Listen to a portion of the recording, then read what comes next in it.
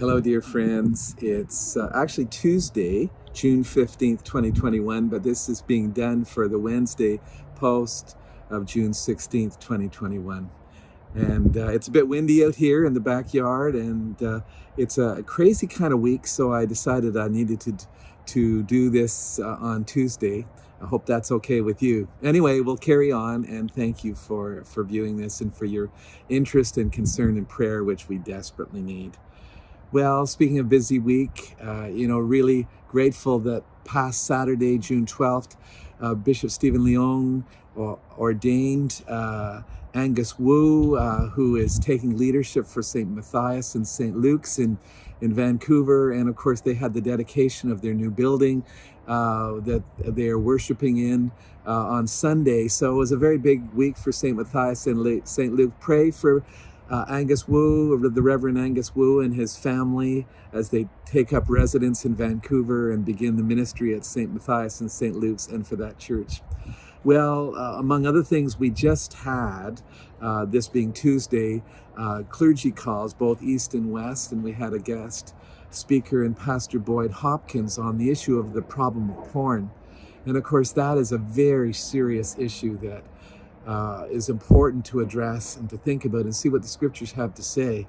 And he did a fantastic job. I'm very grateful for that time. Well, the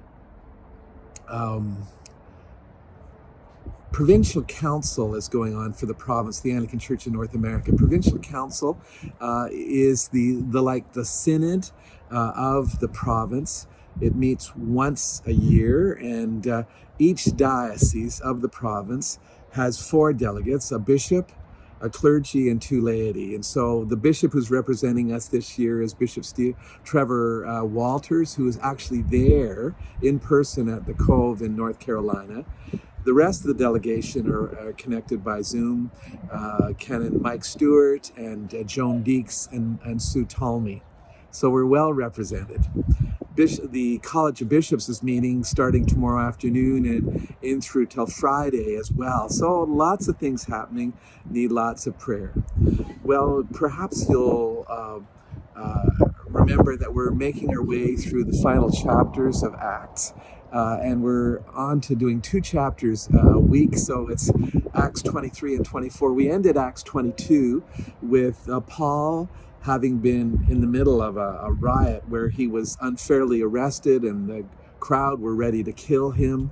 And the Roman tribune caused soldiers to rush in and actually lift him out. He ended up asking to be able to address the crowd, which he did at the end of Acts 22, and shared a testimony. And in that, speaking about his encounter on the way to Damascus, where he asked 2 questions. Who are you, Lord? And Jesus said, I am Jesus whom you're persecuting. What do you want me to do? And Jesus said, told him of his calling to be a ministry, including to the Gentiles, which got him in more trouble to the crowd. Well, Acts 22 ends with discovering some of the details that Luke, the writer of Acts, gives us, which are so interesting and helpful. He makes it clear that Paul, being an actual Roman citizen repeatedly, made a big difference for him. So he has this conversation with the tribune where he made it clear that he was a Roman citizen, and they were ready to whip him. And he said, is it right to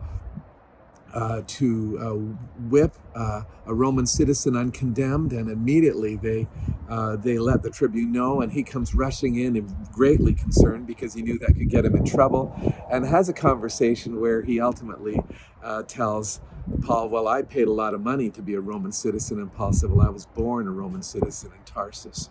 So Acts 23 begins with the tribune entreating the leadership. This is still in Jerusalem, and they come, and Ananias actually has Paul hit in the mouth, which is absolutely wrong, and there's an interchange that's going on about that, and eventually Luke again makes it clear that Paul assessed the situation and realized that in fact he was dealing with both Pharisees and Sadducees. The Pharisees are the conservatives who believe in miracles, believe in the resurrection, believe in angels, whereas the Sadducees were the liberals who didn't believe in any of those things.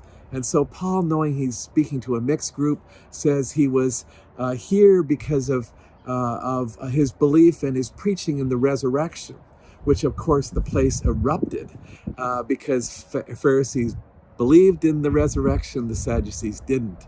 And as a result of that, the whole thing broke down and Paul was spared. Well, the end of that, it says the following night, Acts 23:11, and this is the verse that I wanted us to think about. It says, the following night, the Lord stood by him and said, take courage, for as you have testified to the facts about me in Jerusalem, so you must also testify also in Rome. Well, that's interesting because Acts 1:8 made it clear the Holy Spirit is given to make us witnesses. Acts 18, 9 and 10 in Corinth, the Lord said to Paul, do not be afraid, but go on speaking and do not be silent, for I am with you and no one will attack you to harm you, for I have many in the city who are my people. So the witness of God's people to people about Jesus is of great, great importance, and the Holy Spirit is given. And so for a diocese where we have 5 priorities, where the first one is bold witnesses, that makes a lot of sense. Well, friends, Acts 23 and 24, just to conclude, is a pretty, and if you like John Grisham as I do, if you like court route drama, if you like dialogue, if you like following sort of the ebb and flow of things, you will like Acts 23 and 24.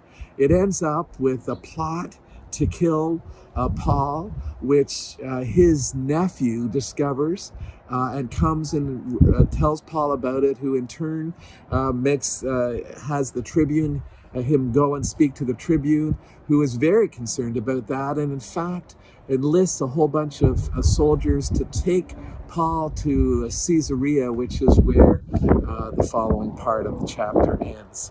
By the end of Acts 24, Paul has spent 2 years in arrest. Now, people had access to him, and that had been made clear. But Felix, the governor, wanted to keep on the right side of the Jews, and therefore kept Paul because he knew that they wanted him to look after him. Well, friends, this is going through the book of Acts is a powerful reminder of the call of God on our lives. And it's the reason why I always quote from Acts 8, where it tells about Philip, who opened his mouth and spoke to the Ethiopian court official about Jesus. I say to you again today, search the scriptures, and every opportunity you have, open your mouth and speak to people about Jesus. God bless you this week.